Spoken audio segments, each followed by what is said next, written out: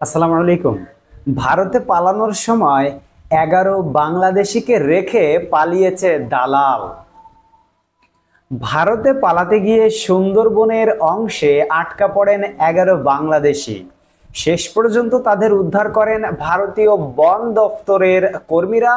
ভারতে অবৈধ অনুপ্রবেশের দায়ে তাদের আটক করা হয়।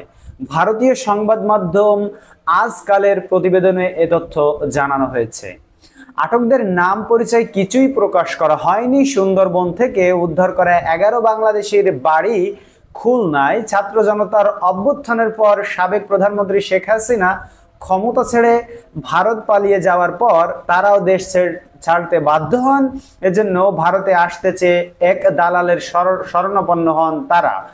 আটক ওই 11 জনের মধ্যে 5টি শিশু, 5 জন নারী ও 1 জন পুরুষ রয়েছে। এদের মধ্যে এক নারী জানিয়েছেন দালালের সঙ্গে 45,000 টাকা চুক্তি হয়, কিন্তু ভারতে নিয়ে এসে দালাল তাদের জঙ্গলে ফেলে দিয়ে পালিয়ে যান। শেষ পর্যন্ত টহলদারির সময় বন দফতরের কর্মীদের নজরে পড়েন তারা। সবাইকে সুন্দরবন কোস্টাল থানার পুলিশের হাতে তুলে দেওয়া হয়। এদের মধ্যে পুরুষদের হেফাজতে নিয়ে জিজ্ঞাসাবাদ করতে চাইছে পুলিশ। তো বন্ধুরা, এই হচ্ছে এখনকার দৃশ্য। আপনি সীমানায় যাবেন, ভারতেও চলে যাবেন, কিন্তু সেখান থেকে আর মেইন জায়গায় আপনার উদ্দেশ্য যেখানে যাওয়ার সেখান পর্যন্ত হয়তো যেতে পারবেন না। এর আগেই আপনাকে ধরে ফেলবে। এবং দালালগুলো ইদানিং সময়ে খুব ভালোই কাজ করছে। যেমন মানিককে